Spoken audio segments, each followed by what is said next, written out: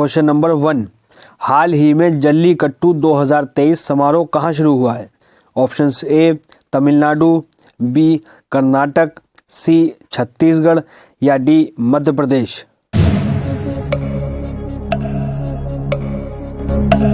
आपका सही जवाब हो जाएगा ऑप्शन ए तमिलनाडु।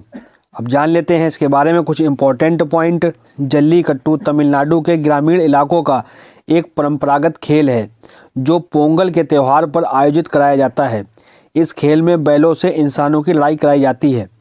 जल्लीकट्टू को तमिलनाडु के गौरव तथा संस्कृति का प्रतीक कहा जाता है। ये 2000 साल पुराना खेल है जो उनकी संस्कृति से जुड़ा है।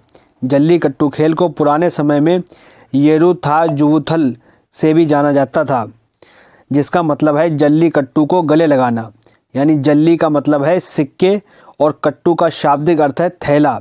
ऐसे में इस खेल का सही मतलब हुआ सिक्कों भरा थैला हासिल करने की जंग। सिक्कों से भरा यह थैला बैल की सींगों में बंधा होता है और जो उस भयानक बैल को काबू में करता है उसे यह थैला मिल जाता है। और जल्लीकट्टू का मुख्य खेल मदुरई के पास अलंगनल्लूर में आयोजित किया जाता है। अब तमिलनाडु की बात हो रही है, तमिलनाडु के बारे में जान लेते हैं। जलवायु परिवर्तन नीति लागू करने वाला पहला राज्य तमिलनाडु है और भारत का पहला ऊर्जा द्वीप और भारत का पहला डुगोंग संरक्षण केंद्र भी तमिलनाडु में है।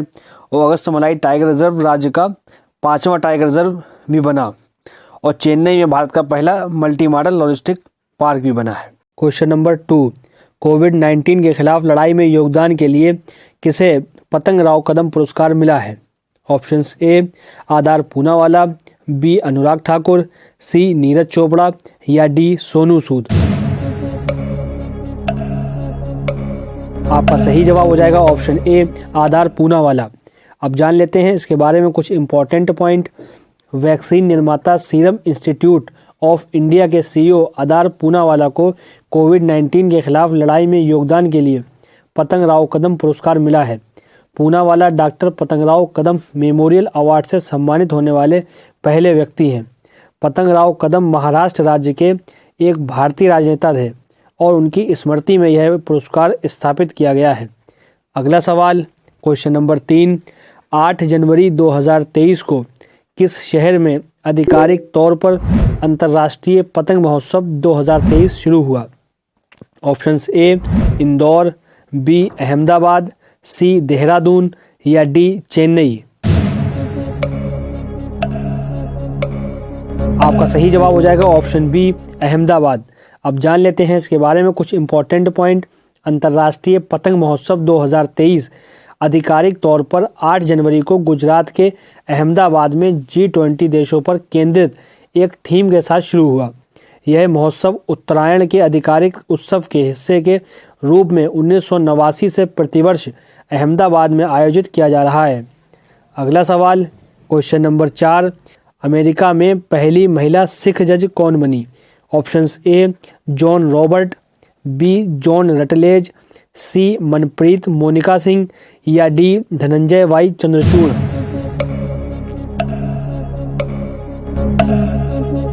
आपका सही जवाब हो जाएगा ऑप्शन सी मनप्रीत मोनिका सिंह। अब जान लेते हैं इसके बारे में कुछ इंपॉर्टेंट पॉइंट। भारतीय मूल की मनप्रीत मोनिका सिंह जनवरी 2023 में अमेरिका में पहली महिला सिख जज बनी। उन्होंने टेक्सास में लॉ नंबर 4 में हैरिस काउंटी सिविल कोर्ट के न्यायाधीश के रूप में शपथ ली। अगला सवाल क्वेश्चन नंबर 5, किसने अपनी नई पुस्तक revolutionaries the other story of how India won its freedom का विमोचन किया? Options A Sanjeev Sanyal, B Dharmendra Pradhan, C Shashi Tharoor या डी विक्रम संपत।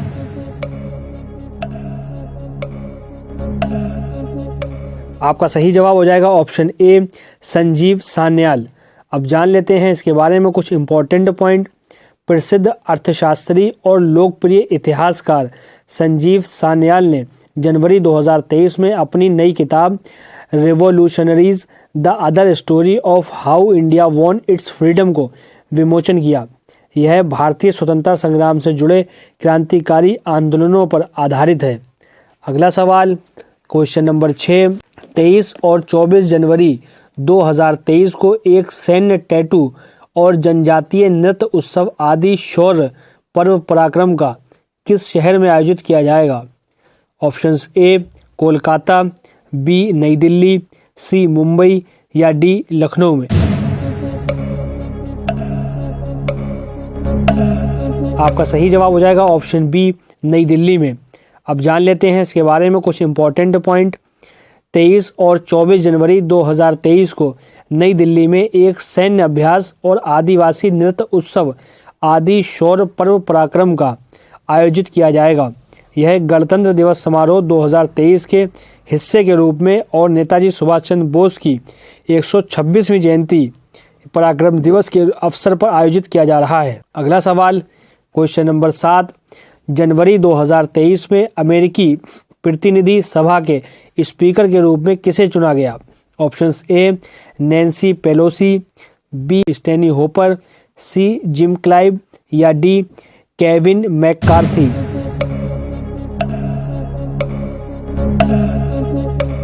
आपका सही जवाब हो जाएगा ऑप्शन डी केविन मैककार्थी। अब जान लेते हैं इसके बारे में कुछ इंपॉर्टेंट पॉइंट। रिपब्लिकन नेता केविन मैककार्थी को अमेरिकी प्रतिनिधि सभा के स्पीकर के रूप में चुना गया है। वह सदन में हाउस मॉनिटरी लीडर के तौर पर काम कर रहे थे। अब अमेरिका की बात हो रही है तो उसके बारे में कुछ जान लेते हैं। अमेरिका, इसकी राजधानी वॉशिंगटन डीसी है और यहाँ की मुद्रा यूएस डॉलर है और वहाँ के राष्ट्रपति जो बाइडेन हैं। अगला सवाल क्वेश्चन नंबर 8, ताड़ के पत्तों की पांडुलिपियों का दुनिया का पहला संग्रहालय किस राज्य में खोला गया है?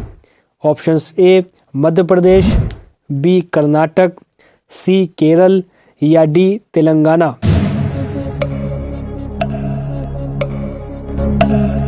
आपका सही जवाब हो जाएगा ऑप्शन सी केरल।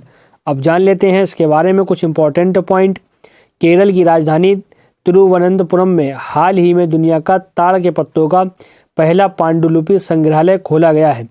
ये दस्तावेज ताड़ के साफ और स्पष्ट पत्तों पर लिखे गए हैं।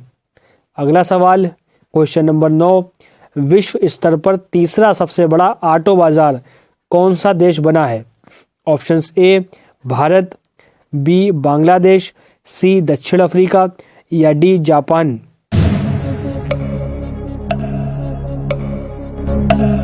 आपका सही जवाब हो जाएगा ऑप्शन ए भारत। अब जान लेते हैं इसके बारे में कुछ इंपॉर्टेंट पॉइंट। निक्केई एशिया की एक रिपोर्ट के मुताबिक भारत ने पिछले साल गाड़ियों की बिक्री में जापान को पीछे छोड़ दिया है और दुनिया का तीसरा सबसे बड़ा ऑटो बाजार बन गया है। इस लिस्ट में सबसे ऊपर चीन है जबकि दूसरे स्थान पर अमेरिका है। अगला सवाल क्वेश्चन नंबर 10, एशियाई प्रशांत डाक संघ के महासचिव कौन बने हैं? Options A Sanjay Mehra, B Maithili Thakur, C Ajay Kumar Srivastava या डी डॉक्टर विनय प्रकाश सिंह।